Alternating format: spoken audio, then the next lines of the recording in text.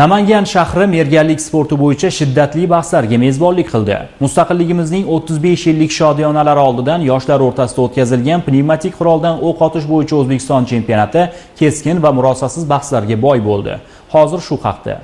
Mazkur musobaqa O'zbekiston Respublikasi mudofaasiga ko'maklashuvchi Vatanparvar tashkiloti Markaziy kengashi tomonidan tasdiqlangan sport va ommaviy jismoniy tarbiya tadbirlari kalendari rejasi asosida tashkil etildi. Chempionatda Toshkent shahri, Qoraqalpog'iston Respublikasi hamda mamlakatimizning barcha viloyatlaridan jami 103 nafar iqtidorli sportchi ishtirok etdi. Musobaqaning birinchi kunida 68 nafar o'g'il bola sportchilar havo to'pponchasidan o'q otish bo'yicha o'z mahoratlarini namoyish etishdi.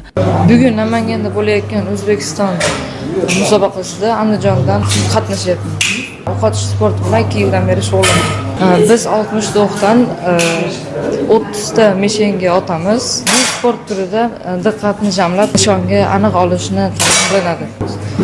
Kelgusida boshqa davlatlarda birinchi o'rinda olish niyat. Turnirning ikkinchi kun dasturida esa 35 nafar qizlar havo to'pponchasi hamda havo miltig'idan o'q otish bahslarida ishtirok etib, yuqori tayyorgarlik va aniqlikni namoyon qildi. Har bir ishtirok hakamlar hay'ati tomonidan belgilangan qoidalar asosida xolisona baholandi. Bu sport turi bilan bir necha yildan buyon shug'ullanaman. Ilk mashg'ulotlarimdayoq uning o'ziga xos jihatlari menga yoqqan. Bu sport insondan nafaqat jismoniy, balki kuchli iroda, diqqat va xotirjamlikni talab qiladi.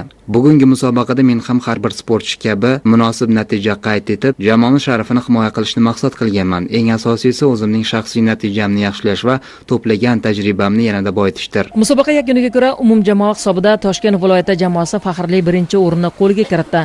Namangan viloyat jamoasi ikkinchi, Farg'ona jamoasi esa 3-o'rinni egalladi. G'olib va sovrindorlar taqdirlash marosimida Vatanparvar tashkiloti Namangan viloyat kengashining faxriy yorliqlari hamda qimmatbaho sovg'alar bilan munosib taqdirlandilar. E'tiborlisi mazkur chempionat nafaqat kuchli sportchilarni saralab olish, balki turli hududlardan kelgan yoshlarni bir maqsad atrofida birlashtirish, o'zaro tajriba almashish va do'stona munosabatlarni mustahkamlash uchun ham muhim maydon bo'ldi.